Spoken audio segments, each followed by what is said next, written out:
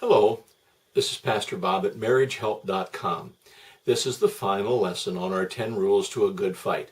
You feel like you've accomplished something to go through all these materials and listen to all these lessons if you've been through the whole plan. This is number 10. And the 10th rule is I love you enough to stop when one or the other calls a halt. We have to stop for just a second and say, this is a reminder of what the sole purpose of our conflicts and arguments really are in our marriage.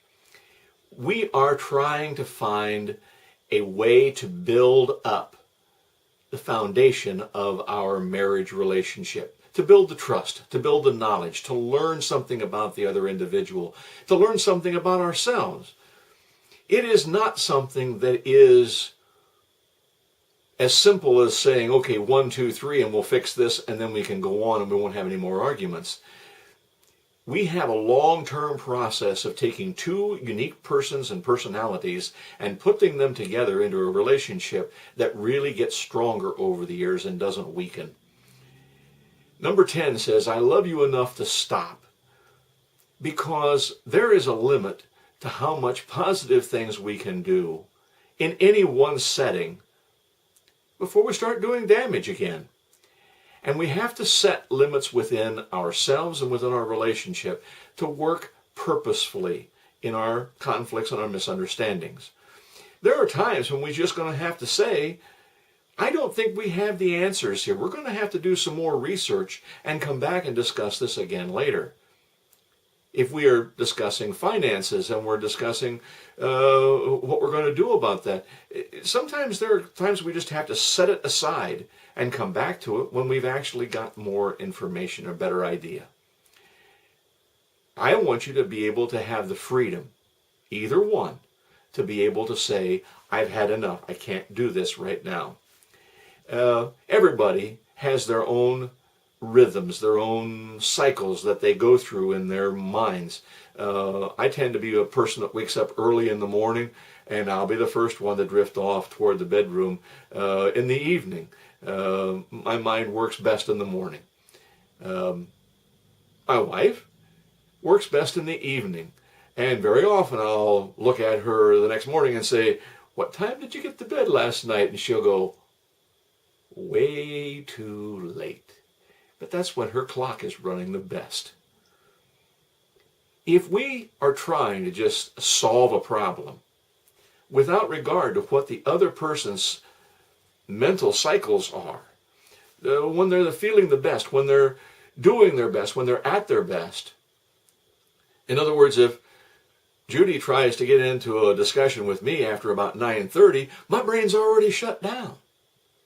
And I have to say, nothing constructive is going to happen here. We'll wait until we have a better time. I want you to understand that no matter what the reason might be, whether you're just having a bad day, whether you've already been into an argument with the next door neighbor and you're already churned up, I don't care what the reason might be, you have to give that person that you're married to the freedom to say, I have to stop. And then to be willing to truly put it on stop. You see, that's the only way we can have peace.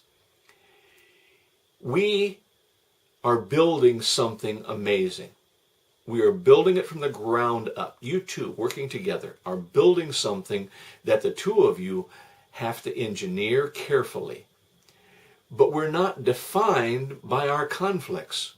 We're defined by what we're building together and what is positive between us, and not by the disagreements that we have.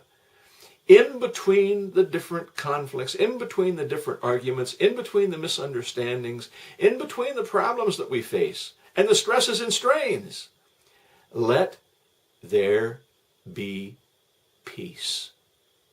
Now, I use that word peace in a very specific way. That's not just the cessation of hostilities.